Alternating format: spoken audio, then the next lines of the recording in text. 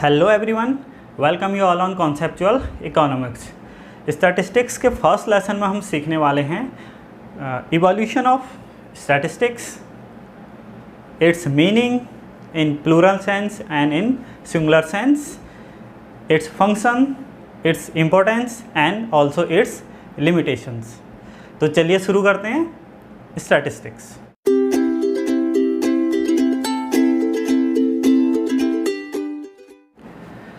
Statistics is not a new phenomena. इस subject का evolution कई हज़ार साल पहले मीन्स बिफोर क्राइस्ट ये सब्जेक्ट आपका इवोल्यूशन इसका हो चुका था।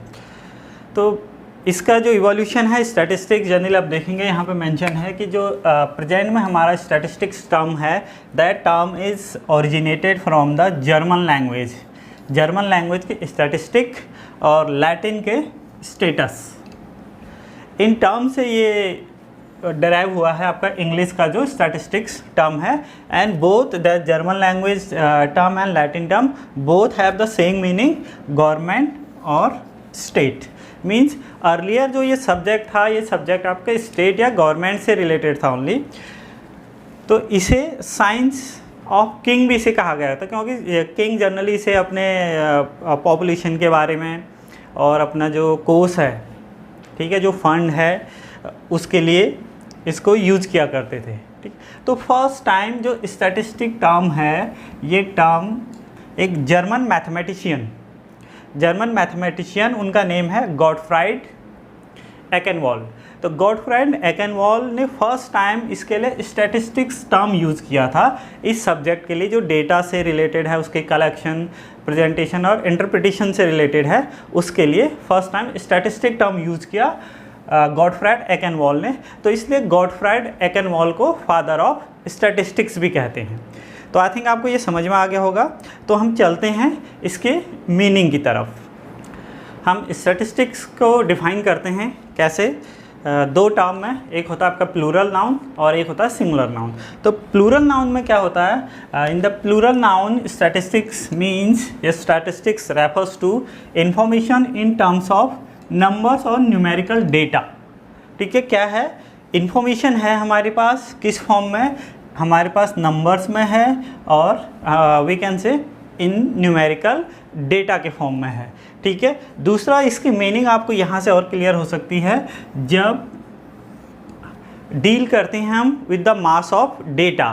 तो दैट टाइम हम स्टैट्स को एक्सप्लेन करते हैं, उस डील करते हैं किस फॉर्म से, जो प्लूरल नाउन फॉर्म है स्टैटिस्टिक्स का।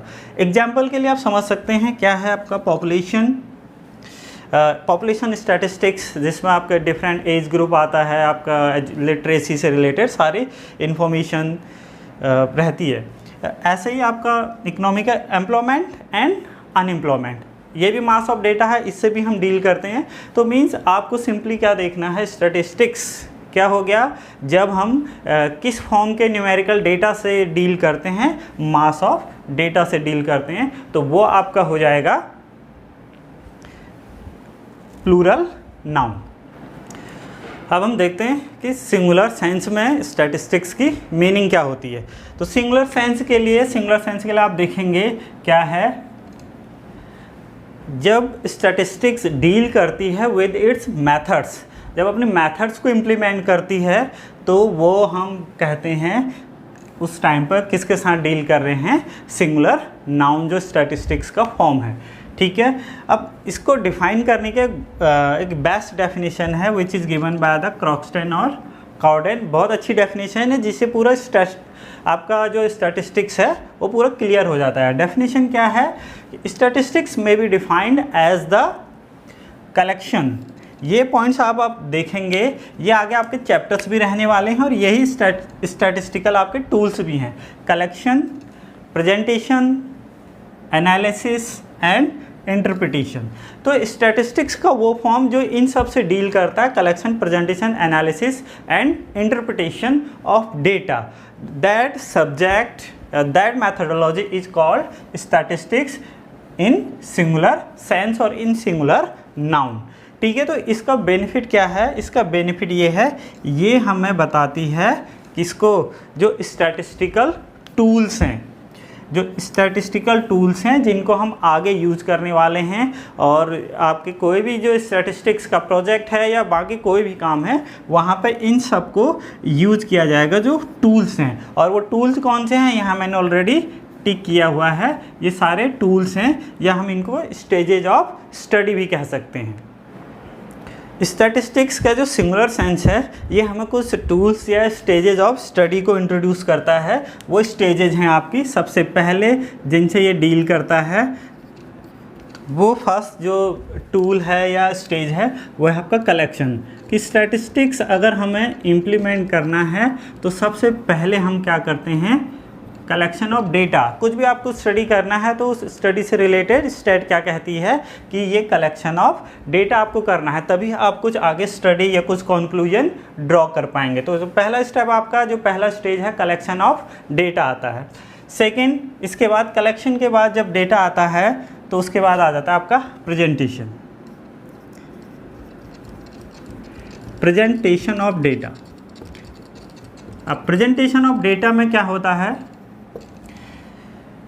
इन्फॉर्मेशन आपको आगे आपको उसको कैटेगराइज करना है, उनके कैरेक्टरिस्टिक्स के अकॉर्डिंग आपको उनको टेबुलर फॉर्म में प्रेजेंट करना है, या आप कह सकते हैं उनको टेक्सुअल फॉर्म में। मीन जैसा भी आपका डेटा है उसका नेचर है उसके अकॉर्डिंग आप उसको क्लासीफाई करेंगे टेबुलर फॉर्म में, या आप उसको पाई चार्ट या हिस्टोग्राम वगैरह जो भी है आपका, जिस तरीके से आपको अपनी स्टडी कंडक्ट करनी है, you will present your information your data in different forms. आपके पास कई सारे ऑप्शंस इसमें होंगे, ठीक है। उसके बाद आप आता है कलेक्शन और प्रेजेंटेशन के बाद हम करते हैं उसका एनालिसिस। एनालिसिस में क्या होता है, आपको हो सकता है एवरेज फाइंड करना हो, आपको हो सकता है कोरिलेशन फाइंड करना हो, स्टैंडर्ड एविएशन, जो भी आपका पर्पस है स्टडी का, then you will analyze this data after the presentation. तो ये सिस्टमैटिक स्टडी आपकी बन जाती है, इसलिए ये साइंटिफिक भी है। तो सबसे पहले आपने डेटा कलेक्ट किया, उसके बाद कलेक्टेड डेटा को आपने प्रेजेंट किया, देन आपने इसको एनालाइज किया। उसके बाद नेक्स्ट एनालाइज करने के बाद आपने कुछ चीज़ें उसमें फाइंड कर ली हैं, then you will interpretation of data, ठीक है। अब आप क्या करेंगे, इन्फॉर्मेशन आपके पास अवेलेबल हो गई, हो सकता है आपके पास एवरेज अवेलेबल हो गया है, तो अब आप क्या करेंगे, उसको इंटरप्रिटेट करेंगे। एग्जाम्पल के लिए इस साल 11th कॉमर्स में 40 स्टूडेंट हैं, ठीक है, और उसके लास्ट ईयर 35 थे, उसके लास्ट ईयर 30 थे। अब आप क्या कर रहे हैं, फिर इसको कंपेयर कर रहे हैं कि स्कूल का एवरेज डेटा इतना है, एवरेज स्ट्रेंथ पर क्लास कितनी है, 30 या 35 है, फिर आप उसको अपनी क्लास स्ट्रेंथ से उसको कंपेयर कर रहे हैं। इट मीन्स अब आप इस स्टेज में क्या कर रहे हैं, जो आपका पर्पस है स्टडी का, उसके लिए आप अपने डेटा को, जो भी आपने कंक्लूजन फाइंड किया है, आप उसको इंटरप्रिटेट कर रहे हैं। तो ये सिंगुलर सेंस में या सिंगुलर नाउन में जो स्टेजेस निकल के आती हैं, ये एक हमें साइंटिफिक मेथड की तरफ लेके जाते हैं कि किस तरीके से आप कोई स्टडी साइंटिफिकली कर सकते हैं।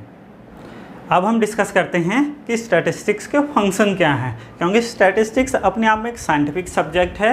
एंड नाउअडेज कोई भी ऐसा सब्जेक्ट नहीं है जहाँ पे स्टैटिस्टिक्स का यूज़ नहीं किया जाता है। सारे, चाहे वो साइंस हो, साइंस में भी चाहे फिजिक्स हो, केमिस्ट्री हो, ठीक है, या फिर आपके सोशल साइंसेस के जो सब्जेक्ट हैं, ह्यूमैनिटीज़ के जो सब्जेक्ट हैं, सब जगह स्टैटिस्टिक्स का प्रॉपरली यूज़ किया जाता है। आप अगर शेयर मार्केट के देखेंगे, शेयर मार्केट का डेटा स्टैटिस्टिक्स से बेस्ड है। आजकल आप देख रहे होंगे वेदर फोरकास्टिंग, वेदर फोरकास्ट करने के लिए भी स्टैट्स का यूज़ किया जाता है। आपके प्राइस से रिलेटेड है, आपके एग्रीकल्चर से रिलेटेड है, हर एरिया में, in every areas of your life, हर जगह यूज़ किया जाता है स्टैटिस्टिक्स को, ठीक है। तो स्टैटिस्टिक्स का फंक्शन क्या है, हम यहाँ पे देख लेते हैं एक ब्रीफ फॉर्म में।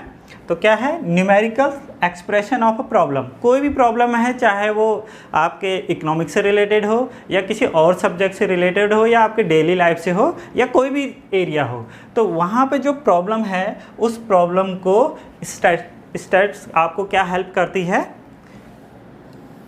न्यूमेरिकली एक्सप्रेस कर रही मैं, कि इसको डाटा फॉर्म में आपको किस तरीके से उसको प्रेजेंट करना है। तो ये इसका पहला फंक्शन हो गया कि कोई भी प्रॉब्लम है उसको न्यूमेरिकली एक्सप्रेस कैसे करना है, ये हमें बताता है आपका सब्जेक्ट स्टैटिस्टिक्स। ठीक है। दूसरा, इट फैसिलिटेट्स कंपैरिजन। आपके पास दो सेट ऑफ डेटा हैं, आप इजीली कंपेयर कर सकते हैं।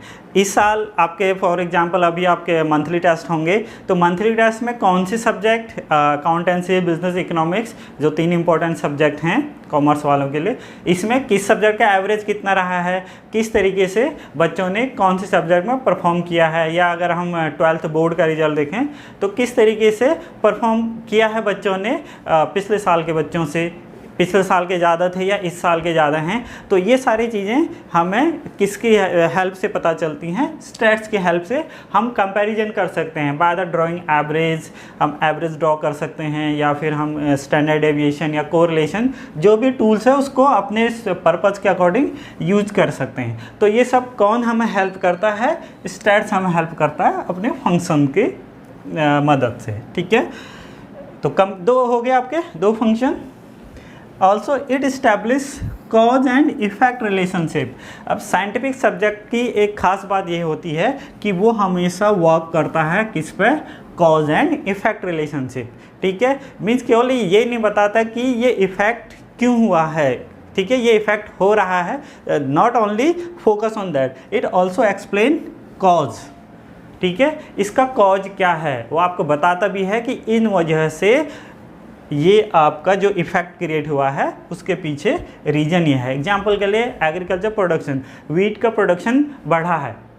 ठीक है। वीट का प्रोडक्शन बढ़ा है तो उसके लिए क्या कॉजेज रहे होंगे, कि क्या हमने कोई नई साइंटिफिक मेथड अप्लाई किया था एग्रीकल्चर में, या हमने कोई नया टूल अप्लाई किया था, और कितने नंबर्स में वो टूल अप्लाई किए हैं। तो it explain any effect, any result with its cause. ये क्योंकि हमारे पास सारे टूल्स अवेलेबल होते हैं, हम स्टडी करते हैं, उसके अकॉर्डिंग ही ये क्या करता है, रिलेशनशिप इस्टेब्लिश करता है। ऐसे कोई हवा में बात नहीं करता है, आपको प्रूफ देता है। ठीक है। Next, construction of theories and models. अब आप क्या करेंगे, आप इकोनॉमिक्स के वर्ल्ड में आप एंटर हो चुके हैं, आप कई सारे इकोनॉमिक्स के मॉडल पढ़ेंगे, कई सारी थ्योरीज पढ़ेंगे। तो ये सारी थ्योरीज ऐसी नहीं कि किसी ने कह दिया और हमें पढ़नी है। ठीक है। तो इसके लिए क्या है, ये प्रूफ थ्योरीज हैं, आपको न्यूमेरिकली आपको बताया जाएगा कि यहाँ पे ये बातें हो रही हैं, इस मॉडल में ये कहा है, इसका न्यूमेरिकल एग्जांपल्स भी साथ में दिया जाएगा। तो कोई भी इकोनॉमिक्स मॉडल है, चाहे वो लॉ ऑफ डिमांड है, वो लॉ ऑफ सप्लाई है, ठीक है, या मार्केट से रिलेटेड कोई इन्फॉर्मेशन है, तो सब कुछ डेटा की हेल्प से आपको एक्सप्लेन किया जाएगा। ठीक है। मैंने पहले भी बताया कि स्टैटिस्टिक्स जो है वो हवा में बात नहीं करता बल्कि प्रूफ के साथ बात करता है। तो इट मीन्स ये केवल इसी में नहीं है, थ्योरीज एंड मॉडल्स केवल इकोनॉमिक्स की ही बात नहीं है। आप थ्योरीज और मॉडल आप किसी और सब्जेक्ट में भी देखेंगे, आप ज्योग्राफी में देखेंगे, आप हो सकता है सोशल साइंसेस के जो सोशलॉजी है वहाँ है, या कहीं किसी भी एरिया में आपका साइंस, केमिस्ट्री, फिजिक्स या कोई भी सब्जेक्ट है, वहाँ पर अगर कोई मॉडल बिल्ड किया जा रहा है, कोई मॉडल कंस्ट्रक्ट किया जा रहा है, तो उसके पीछे स्टैट्स काम करती है, डेटा काम करता है। तो तब जाके वो उसे, क्योंकि कोई भी थ्योरी अगर प्रपोज की जाती है तो उसके साथ प्रूफ भी दिया जाता है, तभी उस थ्योरी को वैलिड माना जाता है। तो स्टैट्स आपको हेल्प करता है किसमें, कोई भी मॉडल कंस्ट्रक्ट करने में या थ्योरी कंस्ट्रक्ट करने में। ठीक है। फोरकास्टिंग नेक्स्ट है आपका। फोरकास्टिंग एग्जाम्पल के लिए हमारे पास जो डेटा आता है, इंफॉर्मेशन, हम इकोनॉमिक्स की बात कर लेते हैं पहले, जीडीपी। ठीक है। तो जीडीपी में आपको क्या आता है कि जैसे इस साल कोई डेटा रिलीज होता है तो वो डेटा एक तो इन्फॉर्मेशन हमें देता है कि लास्ट क्वार्टर में या लास्ट ईयर में ये हमारी ग्रोथ रेट रही है। फॉर एग्जांपल लास्ट अगर डेटा रिलीज होता है उसमें बताया जाता है कि जीडीपी की ग्रोथ रेट 6% है।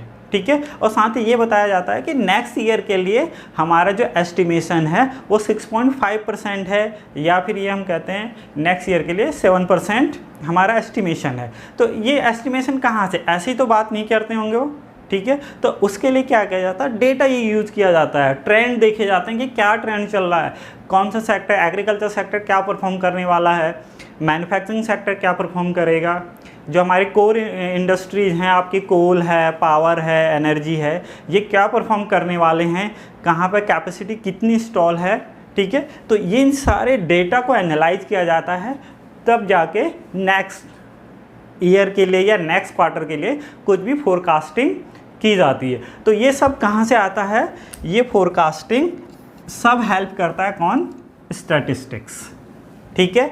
वेदर फोरकास्टिंग आप जनरली हम सभी लोग इससे फैमिलियर हैं। वेदर फोरकास्टिंग आपको बताया जाता है कि यह इस एरिया में आज बारिश हो सकती है, ठीक है, या यहाँ पे जो है तूफान आ सकता है।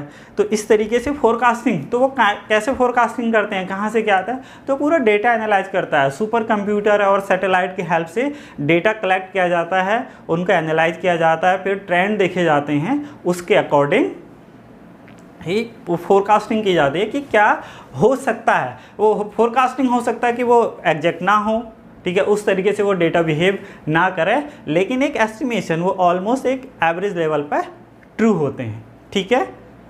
अब हम देखते हैं नेक्स्ट आपका टॉपिक, इससे रिलेटेड इसका लिमिटेशंस क्या हैं। स्टैटिस्टिक्स के हमने फंक्शन पढ़ लिया है, तो वो फंक्शन आप उसको एज एन इम्पोर्टेंस भी स्टैटिस्टिक्स के यूज कर सकते हैं। तो कोई भी सब्जेक्ट हम पढ़ते हैं तो उस सब्जेक्ट के कुछ बेनिफिट के साथ साथ, कुछ एडवांटेज के साथ साथ कुछ लिमिटेशंस भी होती हैं। तो उन लिमिटेशंस को भी हमें जानना ज़रूरी है कि व्हाट आर दीज लिमिटेशंस। तो लिमिटेशंस में अगर आप पहले देखेंगे कि स्टैट्स क्या है, ये केवल न्यूमेरिकल फैक्ट्स की स्टडी करता है, ठीक है, study of numerical facts only. कोई भी प्रॉब्लम अगर उसको हम न्यूमेरिकली एक्सप्रेस नहीं कर सकते हैं, that problem can not be studied under the statistics, ठीक है। थ्योरिकली हम उसको एनालाइज कर सकते हैं, लेकिन उसे डेटा के फॉर्म में हम स्टडी नहीं कर सकते हैं। मीन्स स्टैट्स केवल न्यूमेरिकल फैक्ट्स को ही देखता है कि न्यूमेरिकल फैक्ट्स अगर हम प्रॉब्लम को एक्सप्रेस कर सकते हैं तो स्टडी की जा सकती है, स्टैट्स में अगर नहीं कर सकते हैं तो नहीं की जा सकती है। ये इसकी एक लिमिटेशन है। दूसरा, इट स्टडी एग्रीगेट, कोई भी सिंगल डेटा है, ठीक है। एग्रीगेट मीन्स हमने डेटा को सम टोटल कर दिया है, इन्फॉर्मेशन को सम टोटल कर दिया है, तो वो एग्रीगेट हो जाता है, ठीक है। तो यहाँ पे क्या है कि कोई भी एक सिंगल डेटा स्टैट नहीं हो सकता है, ठीक है। कोई भी पर्सन, जैसे आकाश है, राम है, ठीक है, मोहन है, अगर हम किसी एक की बात करें कि उसके मार्क्स हैं इतने, ठीक है, ही स्कोर 40 मार्क्स आउट ऑफ 50, ठीक है, तो ये सिंगल इन्फॉर्मेशन है, तो इसको हम स्टैट्स नहीं कहेंगे, ठीक है। हमारे पास क्या होना चाहिए, एग्रीगेट ऑफ फैक्ट्स। हम एक क्लास की बात कर रहे हैं, या हम उसके डिफरेंट सब्जेक्ट की बात कर रहे हैं, और या उसको हम कंपेयर कर रहे हैं, तो मीन्स डेटा क्या होना चाहिए, in form of aggregate. Clear, ठीक है। Next, results are true on an average basis, ठीक है।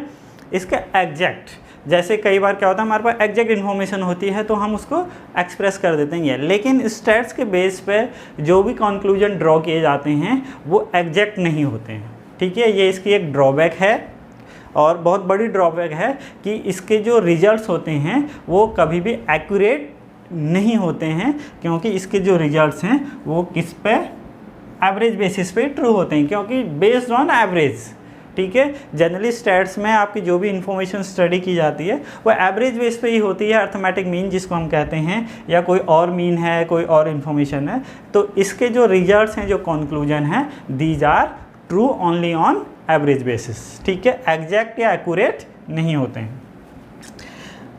Next, reference. तो रेफरेंस है क्या, रेफरेंस मीन्स हम न्यूमेरिकली कुछ भी एक्सप्रेस कर रहे हैं तो रेफरेंस देना ज़रूरी होता है, हम किसकी बात कर रहे हैं। एग्जाम्पल के लिए अगर हम कहें इंडिया और यूएस को कंपेयर कर रहे हैं, ठीक है, हम कह रहे हैं इंडिया की इनकम जो है 5000 है और अमेरिका की इनकम 6000 है, ठीक है। अब हमने क्या किया, इसमें रेफरेंस नहीं दिया है कि कौन से ईयर की हम बात कर रहे हैं, कब की बात कर रहे हैं। ईयर के साथ साथ इंडिया की जो करेंसी, हमने ये भी नहीं बताया कि इंडिया की करेंसी को हमने रुपीज़ में और इसकी करेंसी को डॉलर में। अगर आप डॉलर को देखेंगे तो 70 से प्लस 70 से ऊपर चल रहा है, तो इसको 70 से मल्टीप्लाई कर देंगे अगर हम रुपीज़ में इसको कन्वर्ट करेंगे। तो रेफरेंस देना ज़रूरी होता है। और कौन से टाइम पीरियड की बात हो रही है, ईयर भी तो बताना पड़ेगा कि कौन सी ईयर की हम इंडिया की और यूएस के कंपेयर कर रहे हैं डेटा को। तो कभी भी स्टैट्स में हम कोई भी इंफॉर्मेशन को एक्सप्रेस करते हैं तो ये हमारे लिए कंपलसरी होता है कि हम उसको क्या करें, उसके रेफरेंस के साथ कौन सी ईयर और उसके मेजरिंग यूनिट क्या है, ये सारी इंफॉर्मेशन हमें देनी होती है।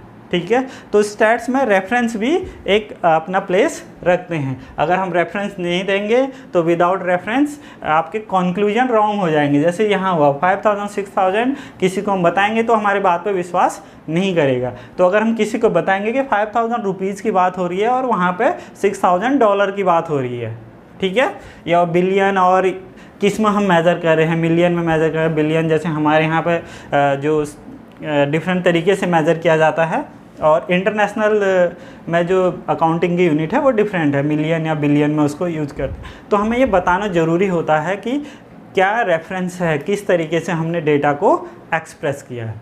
ठीक है, तो बिना रेफरेंस के आपके क्या हो सकते हैं, रिजल्ट जो भी कंक्लूजन है वो रॉन्ग हो सकता है। अगला है it can be use by experts. देखो स्टैट्स आप जो भी पढ़ने वाला है, mean, median, mode, standard deviation या कोरिलेशन, इंडेक्स नंबर, जो भी आप टॉपिक पढ़ने वाले हैं, इन सब को यूटिलाइज करने के लिए, इन प्रॉब्लम्स को डिस्कस करने के लिए क्या है, सब आपको यूज करना है। किस तरीके से, आप अगर उसमें एक्सपर्टीज नहीं है तो कंक्लूजन रॉन्ग हो सकते हैं। इसके लिए एक बहुत फेमस स्टोरी है कि किस तरीके से अगर आप एक्सपर्टीज़ नहीं हैं, आपको इन्फॉर्मेशन प्रॉपर नहीं है, आपको अधूरा ज्ञान है, ठीक है, अधूरा ज्ञान हमेशा क्या होता है, खतरा होता है। आपने नीम हकीम खतराए जान आपने सुना होगा कि जो नीम हकीम है, जो ये वैद्य होते हैं जिनके पास आधी अधूरी जानकारी होती है कई लोगों के पास, वो आपके लिए कितना खतरनाक हो सकती है। तो उसके लिए क्या है, एक स्टोरी है, आप लोगों से ज़रूर शेयर करूँगा। एक फैमिली है, वो एक रिवर क्रॉस करना चाह रही है। तो फैमिली का जो हेड है, मेल हेड है, तो वो उसको थोड़ा बहुत स्टैट्स आती है। तो वो क्या करता है, जो जितने भी उसके फैमिली मेम्बर हैं, 2 बच्चे हैं, वाइफ है और खुद है, तो अपने फैमिली मेम्बर्स की हाइट को मेज़र करता है। हाइट को मेज़र करने के बाद फैमिली की एक एवरेज हाइट निकाल लेता है। ठीक है, कि हमारी फैमिली की एवरेज हाइट 5 फुट 5 इंच मान लेते हैं। ठीक है, फिर वो क्या करता है, नदी में जाता है और नदी में अलग अलग जगह पे नदी की जो डेप्थ है, उस डेप्थ को मेज़र करता है। उस डेप्थ को मेज़र करने के बाद एक एवरेज डेप्थ निकालता है नदी की। ठीक है, तो कहीं पे ज़्यादा है, कहीं पे कम है, तो एवरेज डेप्थ निकालता है। तो वो देखता है कि जो एवरेज डेप्थ है रिवर की, वो कम है कंपेयर टू फैमिली की जो एवरेज हाइट है। ठीक है, तो अब क्या करता है, तो वो सोचता है कि यार हमारी फैमिली की जो एवरेज हाइट है वो तो ज़्यादा है और रिवर की एवरेज डेप्थ कम है, तो हम तो आसानी से पार हो जाएंगे। तो जैसे ही 1 बाय 1 फैमिली मेम्बर नदी में जाते हैं तो क्या हो जाता है, सारे के सारे मेंबर डूब जाते हैं और पूरा फैमिली ख़त्म हो जाती है। तो यहाँ पे क्या, उसने कुछ बातों का ध्यान नहीं रखा, उसके थोड़ा बहुत तो जानकारी थी और पूरा एक्सपर्टीज़ नहीं थी। क्योंकि इसके लिए हमें स्टैंडर्ड डेविएशन की भी ज़रूरत है कि अर्थमेटिक मीन से, कि एवरेज मीन से जो फैमिली का जो एवरेज मीन है या जो रिवर के जो एवरेज मीन है, वहाँ से बाकी फैमिली मेम्बर्स की हाइट और रिवर की डेप्थ में कितना डिफरेंस है, क्योंकि कहीं पे ज़्यादा होगी, कहीं पे कम होगी, तो कोई मेंबर डूब भी सकता है। ठीक है, तो यहाँ पे एक्सपर्टीज़ की भी ज़रूरत पड़ती है। तो जो स्टैट्स के जो टेक्निक्स हैं, उनके लिए हमें किसकी ज़रूरत पड़ती है, एक्सपर्टीज़। ऐसे कोई भी इसको आसानी से यूज नहीं कर सकता है। तो ये हैं आपके जो सब्जेक्ट स्टैट्स है उसकी लिमिटेशंस। ठीक है, तो इसके साथ हम कुछ इम्पोर्टेंस जो कि आपके पूछे जाते हैं कई बार एग्जाम में, उनको भी डिस्कस कर लेते हैं। इम्पोर्टेंस क्या है कि डिफरेंट सब्जेक्ट के लिए इसकी इम्पोर्टेंस की बात कर सकते हैं। तो फंक्शंस जो आपने पढ़े हैं, न्यूमेरिकल एक्सप्रेशन वगैरह, वो सारे फंक्शंस इसके इंपॉर्टेंस में आप मेंशन कर सकते हैं। ठीक है, इकोनॉमिक्स में मॉडल बिल्डिंग में ये हेल्प करता है स्टैट्स। ठीक है, इकोनॉमिक फोरकास्टिंग में ये हेल्प करता है। ठीक है, ऐसे ही गवर्नमेंट के पॉलिसी फॉर्मुलेशन, गवर्नमेंट जो डिफरेंट पॉलिसी बनाती है पुअर पीपल के लिए, मिडिल क्लास के लिए, सर्विस क्लास के लिए। ठीक है, एक आपका जो पॉलिसी है, उस पॉलिसी फॉर्मुलेशन भी ये हेल्प करता है। ठीक है, तो ये सारे इंपॉर्टेंस हैं फंक्शन के साथ। आप इन पॉइंट्स को भी मेंशन कर सकते हैं, तो ये इंपॉर्टेंस आपके बन जाएंगे। ठीक है।